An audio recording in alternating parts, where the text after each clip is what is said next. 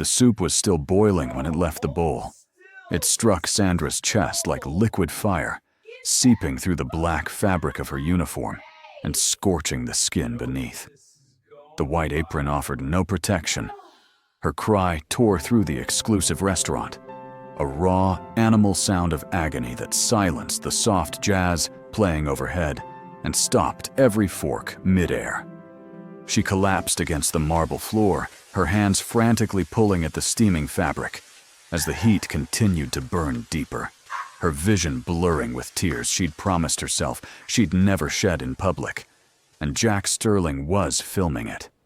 He loomed over her crumpled form, his phone angled perfectly to capture every second of her suffering. His grin stretched wide across his face, her eyes lit with the particular amusement of someone who'd never faced consequences for anything in his entire existence. That black Armani suit he wore cost more than Sandra's mother's chemotherapy treatments. The Patek Philippe on his wrist could have paid off the predatory loan threatening to evict her family from their apartment.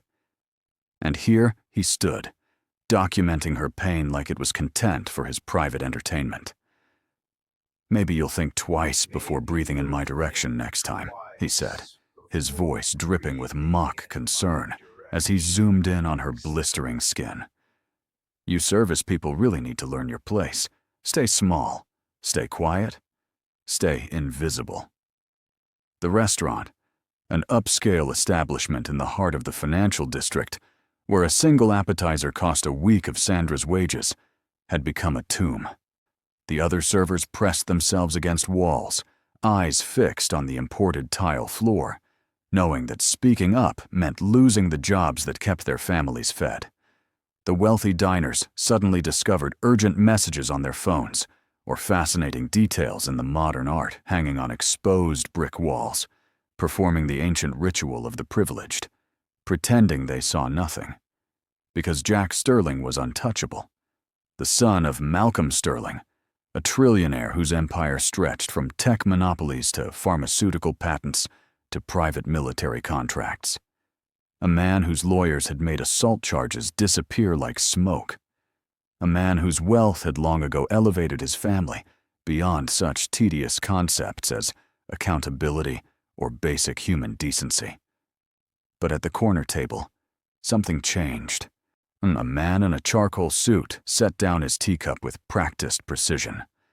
The motion was controlled, measured, the gesture of someone who had spent decades mastering the art of stillness before violence.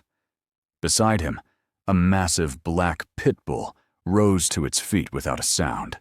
No bark, no growl, just coiled muscle and predatory intelligence, its eyes locking onto Jack with the focus of something bred for war. The silver chain collar around its neck caught the ambient light like a promise. The man himself remained statue still, his face betraying nothing. But the intricate black tattoos crawling up his neck and disappearing beneath his collar seemed to pulse with their own dark energy. His hands, resting flat on the table, bore the faded scars of violence survived and violence delivered. His eyes, cold, calculating, like ancient, tracked every movement Jack made, processing angles, distances, vulnerabilities. Kang Seo had seen enough, and Jack Sterling, who thought his father's billions made him invincible, who thought poverty made people disposable, who thought cruelty was his birthright, had just signed his own destruction. Subscribe to see how this unfolds and comment where you're watching from. I will love to say hello to you just to know how far our story is going. The silence shattered when Jack kicked Sandra's ankle as she tried to stand. She went down again, a sharp gasp escaping her lips as her burned chest hit the floor. The phone never stopped recording. "Did I say you could get up?" Jack's voice carried the casual authority of someone who'd been told yes his entire life. "I want a proper apology first. On your knees. Maybe then I'll consider not having you fired and blacklisted from every establishment in the city." He turned to address the frozen restaurant, playing to his invisible audience. "You all see this, right? This is what happens when the help forgets their station. My father owns half the commercial real estate in this district. One phone call and your father owns nothing. The voice cut through Jack's monologue like a blade through silk. It was quiet, almost conversational, but it carried a weight that made even the background music seem to lower in deference. Jack spun around, his phone finally dropping from Sandra's suffering to find the source. Kang Seo stood 15 feet away. He hadn't rushed over. He'd simply risen and walked with the unhurried gait of someone who controlled time itself. The Pitbull moved with him, perfectly synchronized, a shadow given teeth and muscle. Up close, Kang Seo was even more imposing, not from height, though he had that, but from the absolute certainty radiating from his stillness. "Excuse me." Jack's confusion manifested as indignation. "Who the hell do you think you—" "Malcolm Sterling's empire," Kang Seo continued, his English flawless but touched with an accent that spoke of soul streets and blood-soaked alleys, "is built on shell corporations within shell corporations. 17 layers deep in some cases. Impressive. But the core, the foundation holding up all that pretend wealth?" He tilted his head slightly. "That belongs to creditors in Shanghai, silent partners in Moscow, and offshore accounts in the Cayman Islands that could be frozen with a single phone call." Jack's face went pale. You don't know what you're talking about." "Trust Fund 4471-B. The one you think is yours?" Kang Seo's eyes never blinked. "It's leveraged against your father's defense contracts. Those contracts are currently under federal review for overcharging. When, not if, when, the audit's complete, that fund evaporates. You're not royalty, child. You're a creditor's bargaining chip who hasn't read the fine print." The restaurant had become a vacuum. Even the kitchen had gone silent. Jack's hand trembled as he pointed at Kang Seo. "My father will destroy you for this. Do you have any idea who you're threatening?"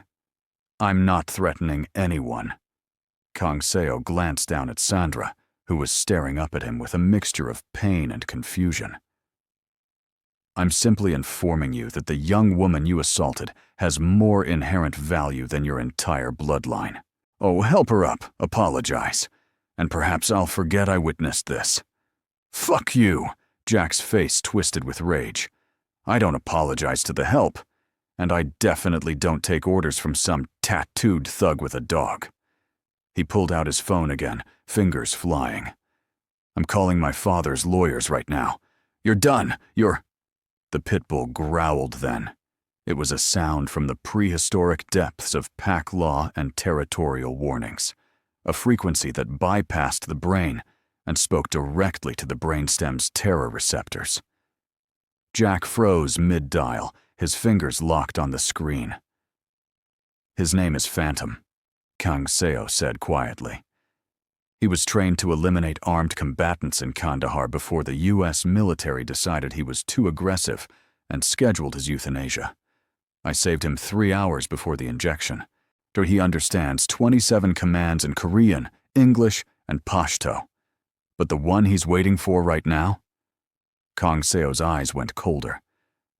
"That one has no language, just intention." Jack stumbled backward, his designer shoes slipping on the marble. "This is assault. This is you leaving," Kang Seo said. "Now." For the first time in his entitled existence, Jack Sterling obeyed someone other than his father. He backed toward the door, his phone clutched to his chest like a talisman that had failed him. At the threshold, he found his voice again. "You have no idea what you just started. My father owns people like you." "Your father," Kang Seo replied, already kneeling beside Sandra to examine her burns, "has never owned anyone like me." The door slammed, the restaurant exhaled, and Kang Seo, with hands surprisingly gentle for someone who had tattoos commemorating every life he'd taken, carefully helped Sandra to her feet. "We need to get you to a hospital," he said. Sandra's voice came out hoarse. "I can't afford—" You won't need to. Kang Seo sat in the hospital waiting room, Phantom's head resting on his knee, and remembered another burn victim from another life. Busan, 1989. He'd been 12 years old, watching his mother's restaurant burn while the loan sharks who'd set the fire laughed from across the street. His mother had survived, but her hands, the hands that had made the best kimchi jjigae in the district, never worked properly again. The police report called it an electrical fire. The insurance company denied the claim. And young Kang Seo learned the fundamental truth of the world. Money wasn't just power. It was permission to commit violence without consequence. He joined the Korean Special Forces at 17, lying about his age. He was good at it. Too good.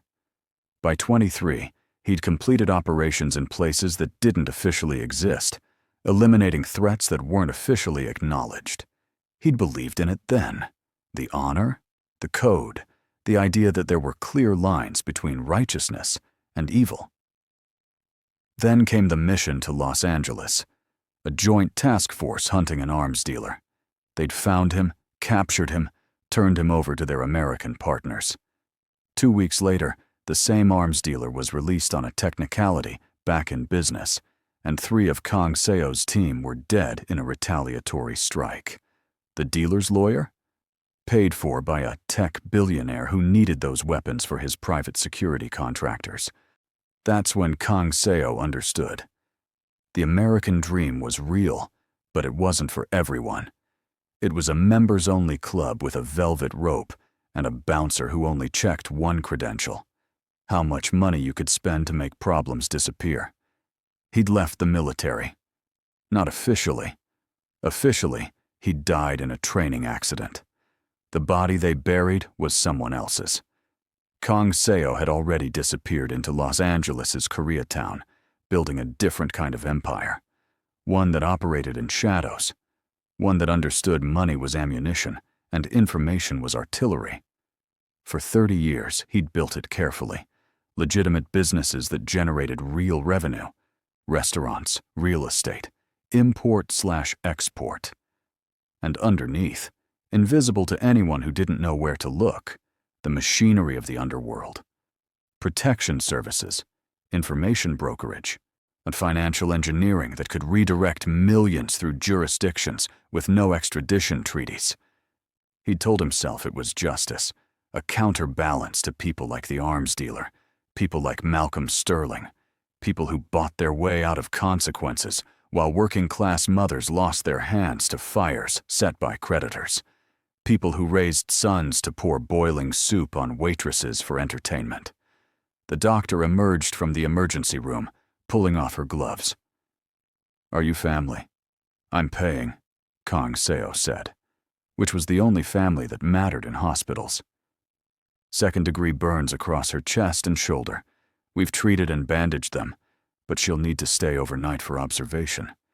There's also the matter of... The doctor hesitated. She mentioned she has a younger brother. She was worried about him. She kept asking if we could call him, but she didn't have his number. She seemed distressed about it. Kang Seo's expression didn't change, but something shifted behind his eyes. What did she say exactly? That he'd been gone for 3 months, that the last time she saw him, he was being recruited for a construction job overseas. Good pay, housing included, all expenses covered. But he never called, and when she tried to follow up with the company, it didn't exist. Phantom's ears perked up, sensing the change in his master's heartbeat. What was the company name? Kang Seo asked quietly. Sterling Global Solutions. The journalist's name was Maria Chen, and she'd been investigating corporate malfeasance for 15 years. She'd exposed senators, CEOs, and once, memorably, an entire pharmaceutical company that had been selling saline solution as cancer medication. She was thorough, incorruptible, and perpetually 1 story away from a Pulitzer. She was also in debt up to her eyeballs from legal fees defending herself against defamation suits, and her editor had just killed her latest investigation for being, too risky. When she received the encrypted email with an untraceable sender, her first instinct was to delete it. Her second instinct, the one honed by years of following leads that smelled wrong until they smelled right, made her open it instead. The files inside detailed 30 years of tax evasion by Malcolm Sterling. Not the simple offshore account variety, the complex kind, the brilliant kind.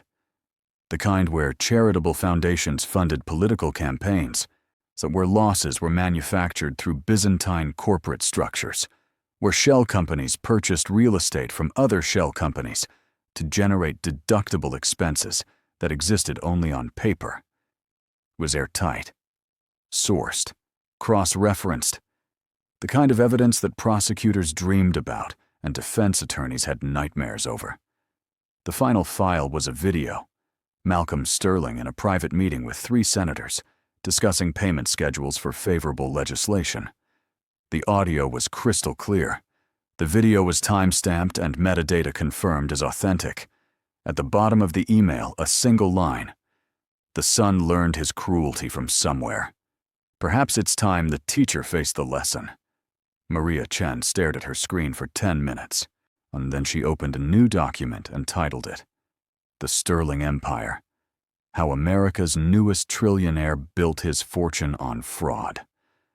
By morning, the story would break.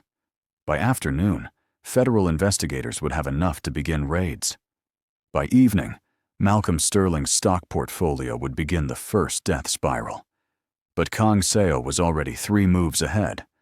The warehouse was in San Pedro, tucked between legitimate shipping containers and forgotten infrastructure. It didn't appear on any official maps. The security was minimal. 2 cameras, both conveniently angled away from the north entrance, and a single guard who took his smoke breaks with religious regularity at 2 a.m. Kang Seo and Phantom waited in the darkness until the guard's lighter flared. Then they moved.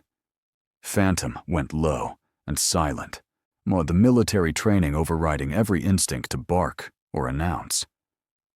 Kang Seo went through the door like smoke, his lockpicks making short work of the mechanism that was meant to keep out casual trespassers, not professionals. Inside, the warehouse was partitioned into sections. The front held legitimate imports, electronics, textiles, nothing remarkable. But in the back, behind a false wall that Kang Seo's intelligence had identified, was something else entirely. Cages. Not literal bars, but close enough. Sleeping quarters crammed with bunk beds, 40 people where 10 should fit. A single bathroom. No windows.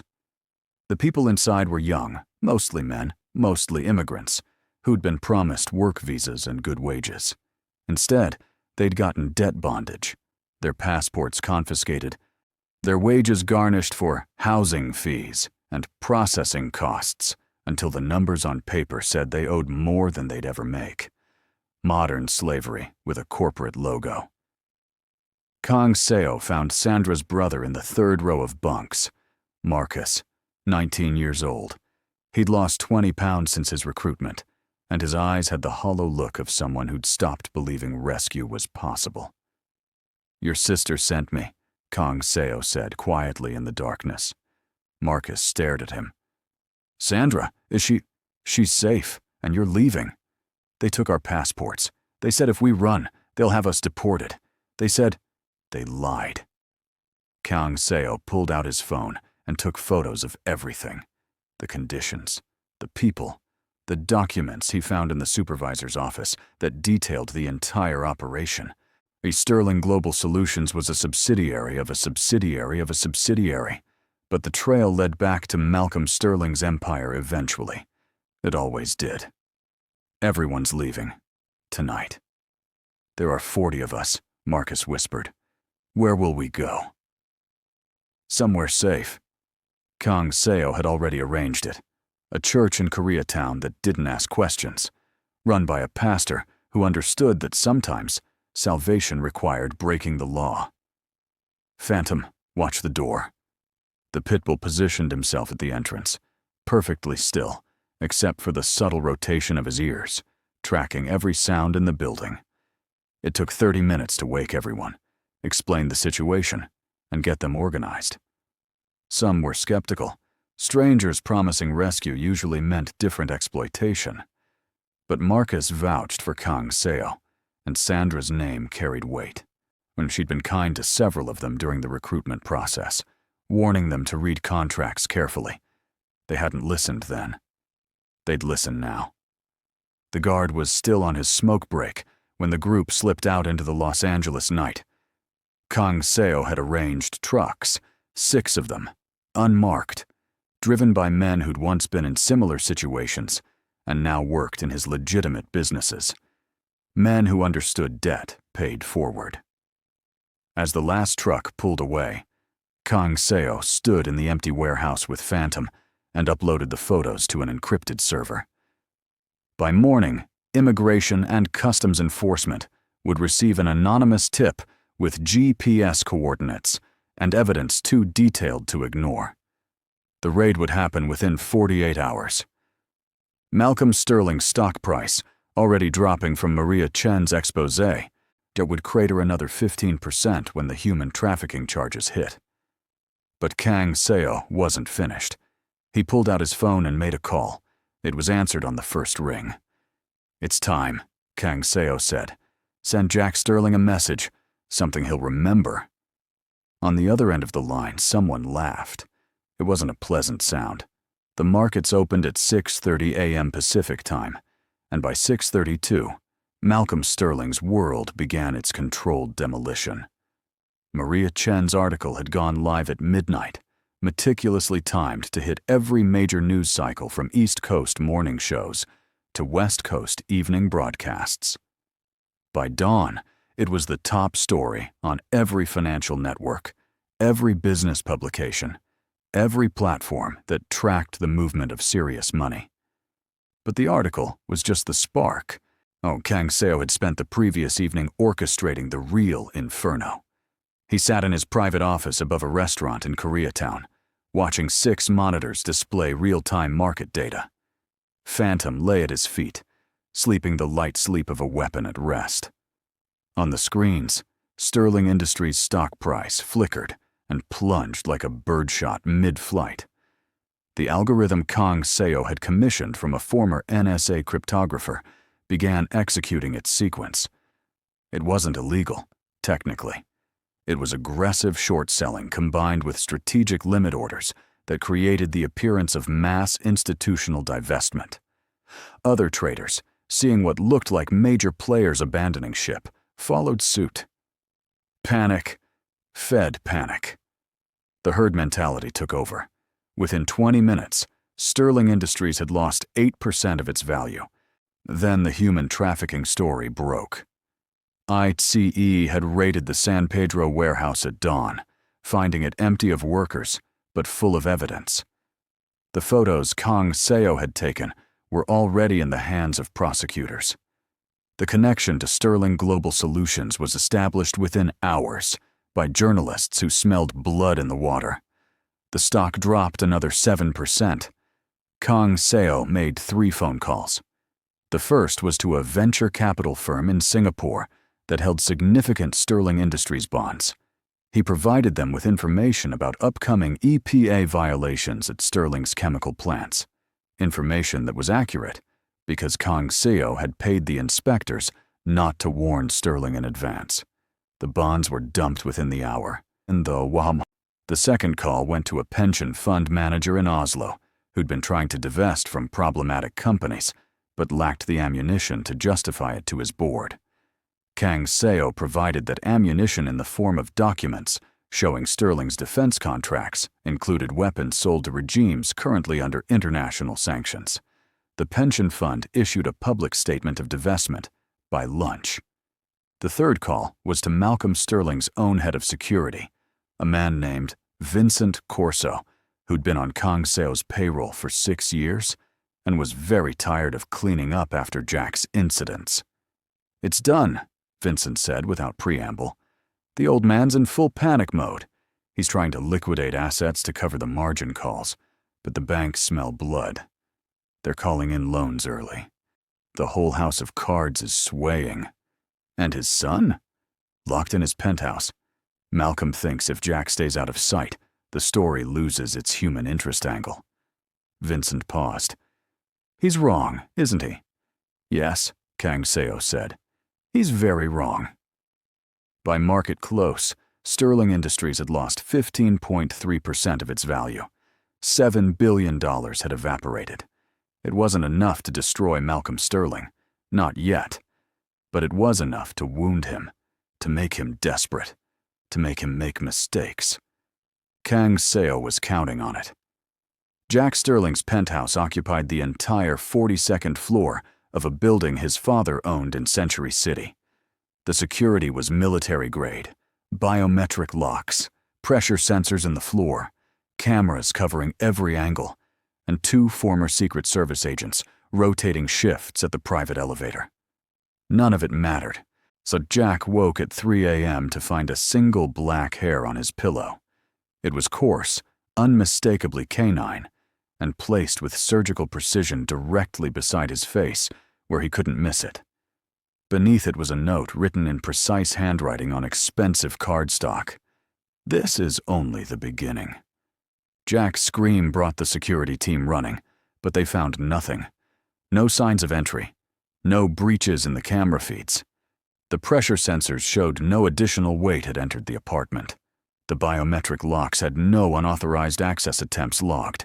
The hair and the note were impossible, and they were right there. How the hell did someone get in here? Jack's voice cracked as he clutched the note, his hands shaking. We're 42 floors up. The windows don't even open. The head of security, thought a man named Rogers, who'd protected diplomats in Kabul, examined every inch of the penthouse. He found nothing. His partner checked the exterior. No rope marks, no drone signatures on the building's radar, no evidence of climbing equipment. Sir, Rogers said carefully, is it possible you brought this in yourself? Maybe picked it up somewhere and forgot? I know what a freaking dog hair looks like. Jack hurled his phone at the wall. And I didn't write myself a threatening note. But the real terror wasn't the breach. It was what it meant. Someone who could penetrate his security could do anything, could be here right now, hidden in walls or vents, or places Jack's mind couldn't conceptualize. Could be waiting for the moment when the guards left and Jack was alone and vulnerable. The tattooed man from the restaurant, and the one with the Pitbull, the one who'd known things about the trust fund that even Jack barely understood. Jack called his father at 3:47 a.m. Malcolm Sterling answered on the 6th ring, his voice rough with expensive scotch and stress. It's falling apart, Jack said, trying to sound like the heir to an empire instead of a terrified child. The stock, the investigations, everything. We need to fix this. We need to make it go away like we always do. We? Malcolm's laugh was bitter. This is your mess, Jack. You and your crazy phone and your need to humiliate the help. I've spent 30 years building this empire, and you're pissing it away because you couldn't keep your sadism private. That waitress, Jack said, Sandra, if she just went away, if she had an accident or disappeared, the story loses its sympathetic angle. People forget. The stock recovers. We can make it happen, Malcolm said quietly. The shift in his tone was immediate, from frustrated father to calculated executive. She's still in the hospital? I think so. I can find out. Do that. I'll make some calls. The line went dead. Jack stared at his phone, at the cracked screen from where he'd thrown it, at the dog hair still resting on his pillow like an accusation. He didn't sleep the rest of the night. Sandra woke at 4 a.m. to a nurse she'd never seen before, checking her IV. The nurse was efficient, professional, wearing scrubs that looked slightly too new. She smiled when Sandra's eyes opened, the kind of practiced smile that healthcare workers perfected to soothe anxious patients. Just checking your drip, the nurse said. How are you feeling? Tired, Sandra managed. The painkillers made her thoughts slow, But something about the nurse seemed wrong. Too smooth, too careful with her movements. "That's normal. I'm going to adjust your medication. You'll feel better soon." The nurse reached for the IV line, her fingers working quickly to inject something into the port. Sandra's mind screamed at her to react, but her body was too heavy, too slow. The burns on her chest throbbed with each heartbeat. Then Phantom was in the room. Sandra didn't see him enter. One moment the doorway was empty. The next, it was filled with 100 pounds of muscle and controlled aggression. The Pitbull didn't bark. There was no warning. He simply crossed the room in 3 bounds and placed himself between Sandra's bed and the nurse, his teeth visible, a low rumble emanating from his chest that promised violence. The nurse stumbled backward, her hand jerking away from the IV. The syringe she'd been holding clattered to the floor. Kang Seo materialized in the doorway, as if he'd been waiting for exactly this moment. "You should run," he said to the nurse. "Right now. Very fast." The woman looked at Kang Seo, then at Phantom, then back at Kang Seo. Whatever she saw in his eyes made her decision. She ran. Kang Seo picked up the syringe with a latex glove he pulled from his pocket.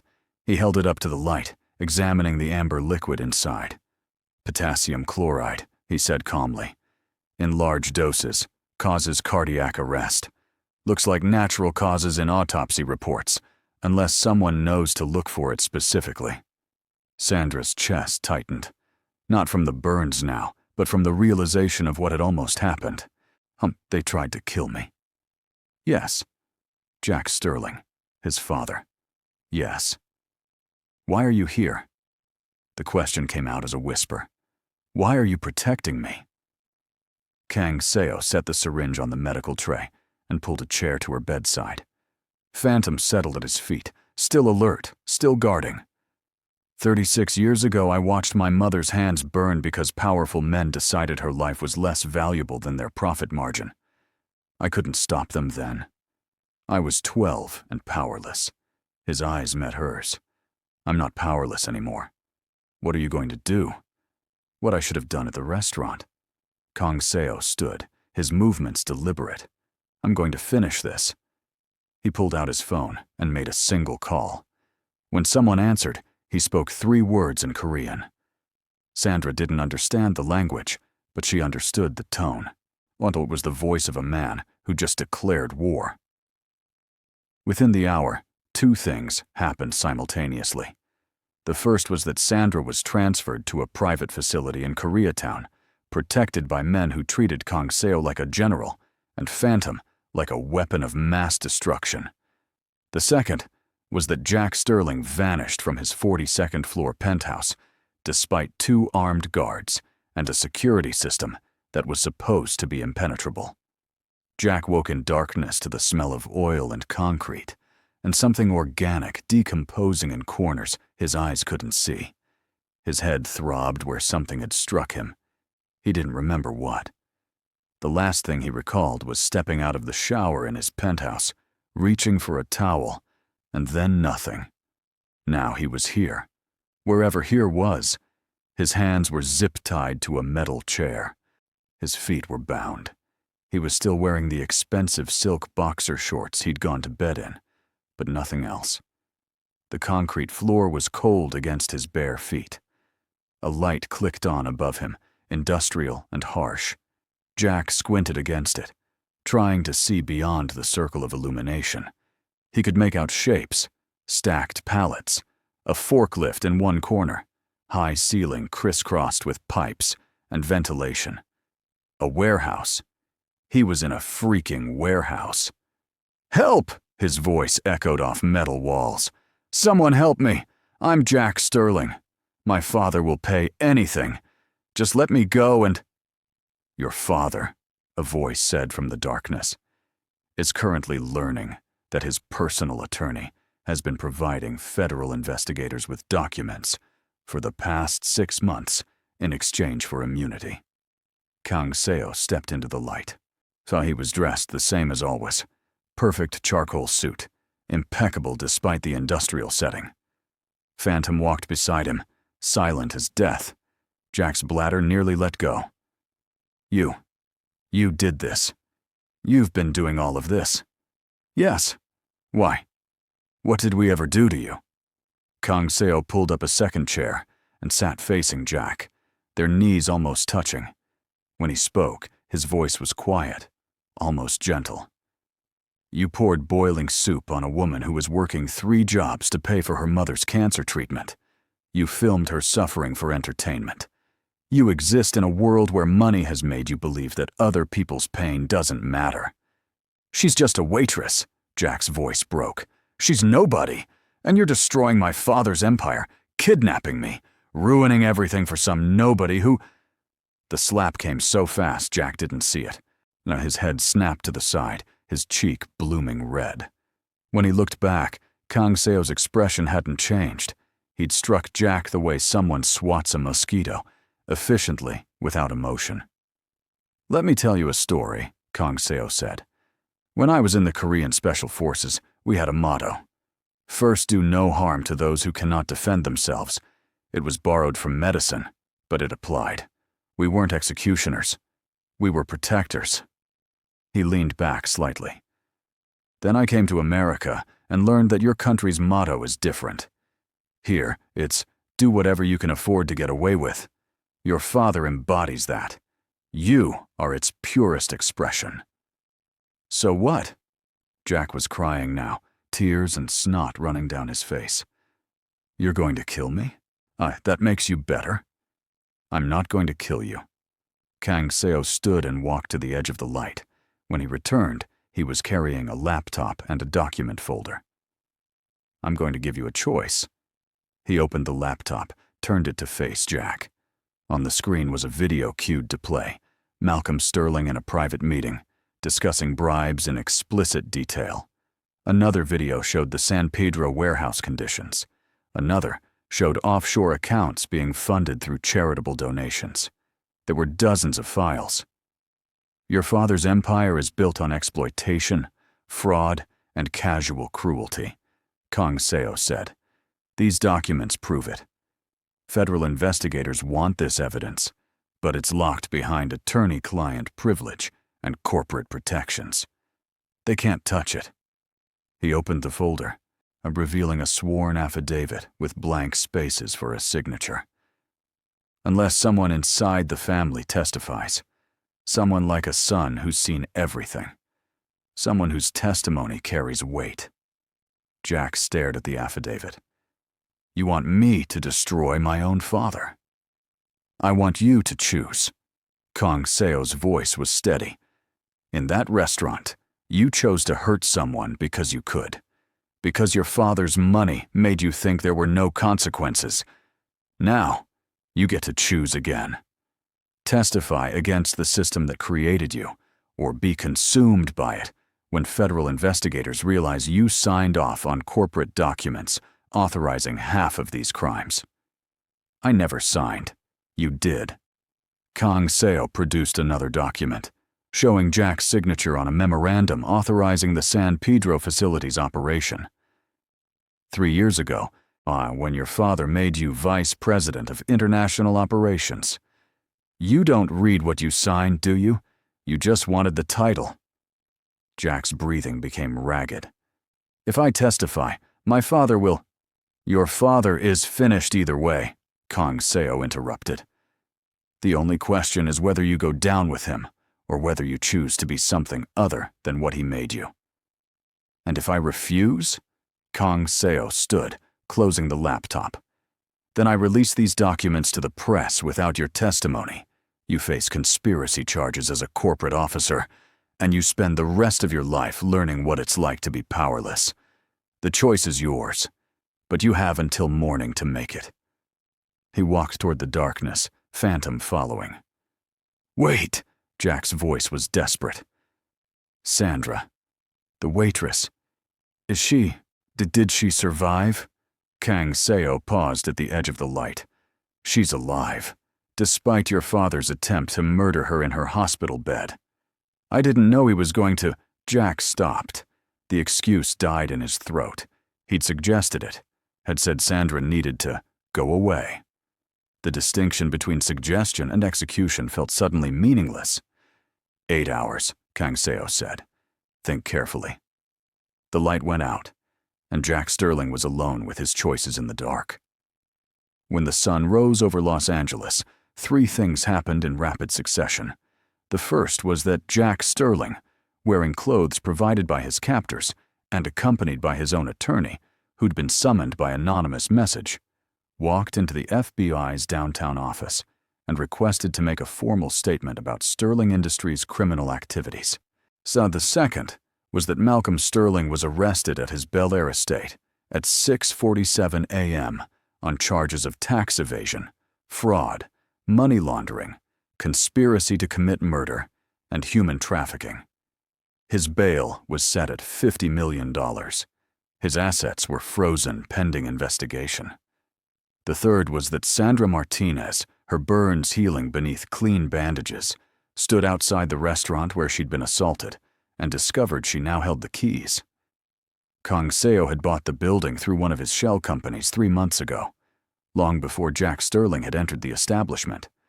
The previous owner had been eager to sell, never knowing who the real buyer was. Now Kang Seo stood beside Sandra, Phantom sitting calmly at his side, and explained the situation.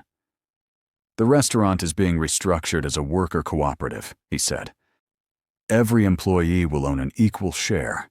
They'll elect their own management, set their own wages, make their own decisions.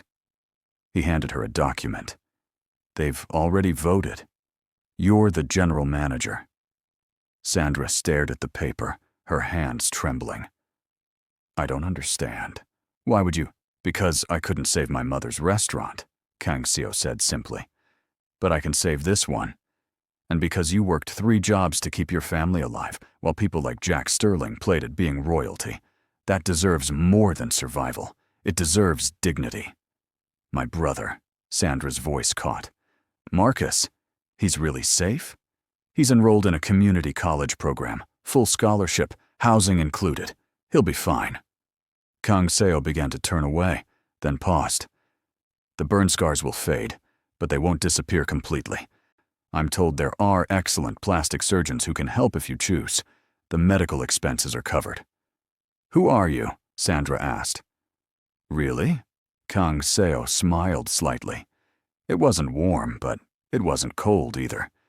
It was the smile of someone who'd learned to carry darkness so others could live in light. I'm someone who remembers when they were powerless, and who decided that was enough. He walked away with Phantom at his side, disappearing into the morning crowds. Sandra watched him go, then looked down at the keys in her hand. Through the restaurant's window, she could see the other employees arriving, their faces showing the kind of hope that comes after long darkness. Inside, they'd begin erasing every trace of what the restaurant had been, a place where wealth bought permission to harm, and transforming it into something new. A place where dignity wasn't negotiable, where power was shared, where the people who worked the hardest kept the rewards. It wouldn't fix everything. It wouldn't erase what had happened. But it was a beginning. Sandra took a breath and unlocked the door.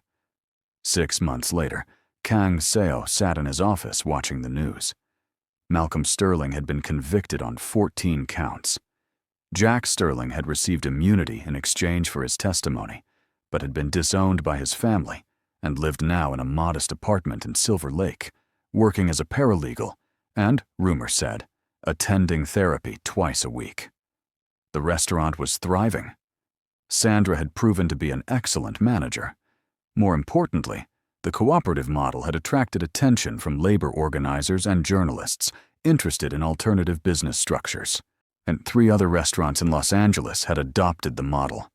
Phantom's head rested on Kang Seo's knee. The Pitbull was getting older now, gray appearing around his muzzle, but his eyes were still sharp, still protective.